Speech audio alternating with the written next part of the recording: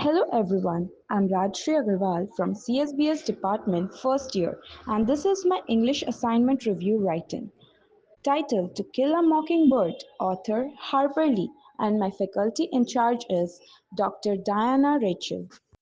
So now let's move on to the introduction part.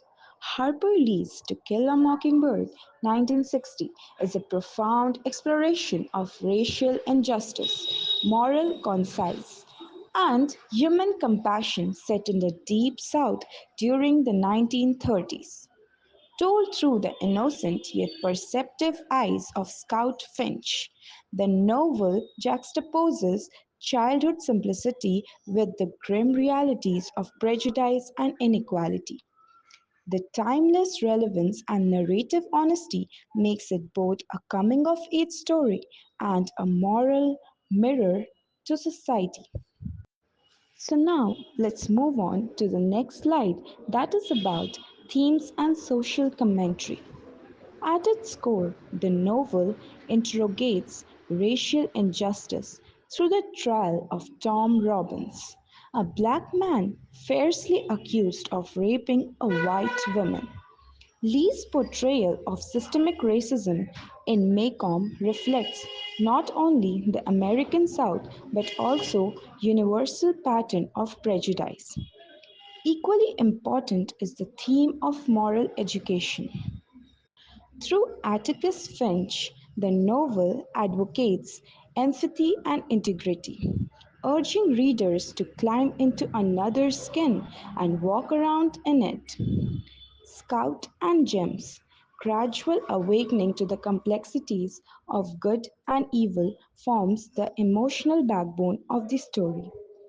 The mockingbird symbol encapsulates the novel's ethical message: innocence destroyed by hatred and ignorance.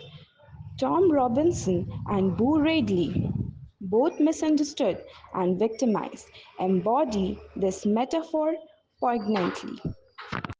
Now let's move on to the characterization part.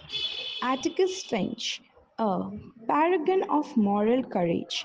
Atticus stands as a literary archetype of justice and rationality.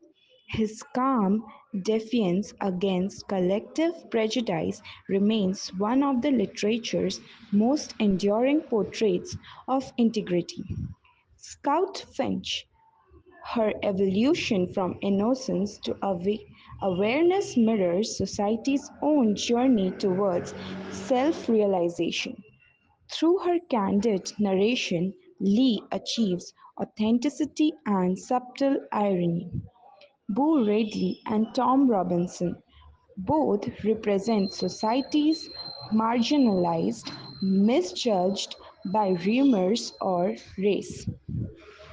Lee humanizes them through empathy rather than sentimentality.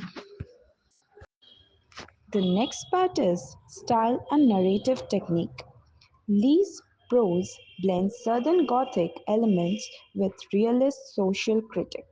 The child narrator lends a disalarming honesty to dark subjects, while humor and warmth balance the narrative's tension. Her use of dialect, local color, and vivid imagery roots the story in time and place, yet the emotional truth transcends geography. The next slide talks about relevance and criticism. Despite its acclaim, modern critics debate that novel's representation of race. Some argue that Lee Len's remains paternalistic, focusing on white moral awakening rather than black agency. Yet others contend that Lee's context and intentions were revolutionary for her time, sparking conversations that reshaped American consciousness. The novel's enduring power lies not in perfection but in its capacity to provoke moral reflection. So now let's move on to the last part, that is the conclusion.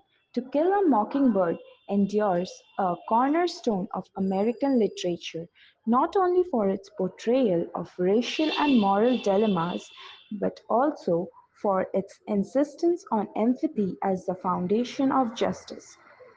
Harper Lee crafts a story both intimate and universal, where innocence meets reality and conscience confronts conformity. This its message that goodness must persist even in the face of social failure remains hauntingly relevant today. Thank you.